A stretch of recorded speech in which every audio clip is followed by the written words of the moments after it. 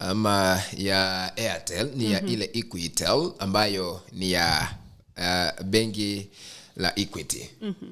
Na kama alikuwa na fedha ama hela katika line ile yake zikatolewa. Unajua sasa Masi, ukisema tuwe tunazima simu zetu inamaanisha ya kwamba hata tukiweka flight mode ni the same.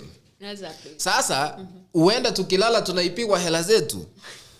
Kumaanisha ya kwamba mahali tupo hakuna security ya kutosha kwa pesa.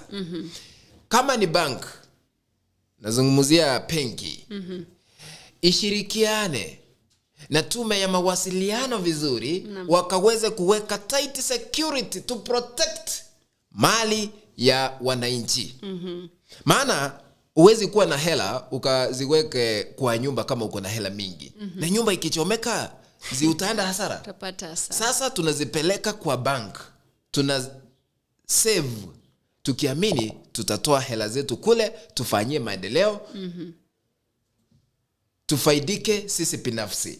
Sasa tume ya mawasiliano inastahili kuweka mikakati ya kutosha wakishirikiana na benki. Pamoja na laini hizi zingine za Safaricom kama zinakuwa na pesa zinatolewa katika laini hizo. Hiyo ndio njia moja ya kuimarisha usalama wa hela za wananchi. Kwa kweli ni kizungumkuti, hasa wengi kumekuwa na wizi wa fedha kutoka kwenye na wala ambao wanaiba. Kabla uendelee, na wala ambao wanaiba wanajua kila ambacho kinaendelea katika kampuni hizi. Uwezi toka mitini useme sasa unatoa pesa kutoka maybe laini ya Zadok. Haiwezekani. Lazima uwe connected. Unaelewa masuala ya mawasiliano kabisa. Hawa watu wanastahili kufuatiliwa na watiwe mbaroni, maana Kenya iko na sheria. Serikali wanasema ya kwamba iko na mkono mrefu, kuna uwezekano wa kuwatia mbaroni. Naam, ni kweli kabisa. Kuna wakati ambapo mtu mmoja ibiwa fedha zikatumwa hapo kwingine, akienda kwa DCI, akienda kwa wale wanafanya uchunguzi, wanamwambia mashini ime breakdown yako, track imefanya hivi, na inakuwa vigumu kwa sababu wakati mwingine unapata pesa zimetumwa kwa mtu ambaye alikufa lakini line yake haipo. Kwa hivyo unapata kwamba ni shida kutrack ni nani ambaye ako na zile fedha. Lakini wanaweza wakaangalia hizi fedha zilitumwa Kericho, hizi fedha zilitumwa Mombasa, lakini kupata yule ambaye alitumiwa fedha inakuwa ni vigumu. Na tukiachana na swala hilo, mtazamaji na msikilizaji, nchini Kenya kumekuwa na ripoti kwamba visa vya COVID-19 vimeanza kuongezeka. Kumbuka kwamba kuna wakati ambapo Wizara ya Afya ilisema huenda kukawa na awamu ya 6 ya janga la corona.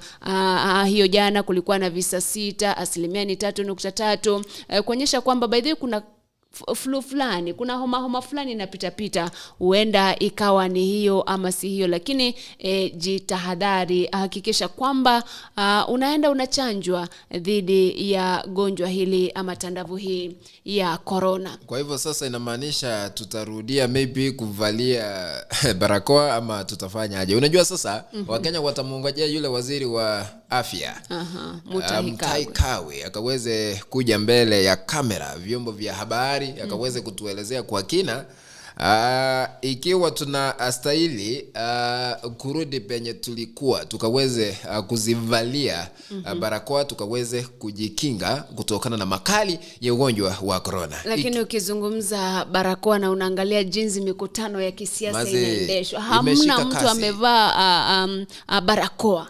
Sasa hivi by the way, vile siasa zinaendelea kuendeshwa katika maeneo mbalimbali, ikiwa ni kwa wanasiasa mbalimbali, kuna uwezekano ikiwa corona hiyo ipo, huenda itaua watu wengi kwa sababu tunakusanyika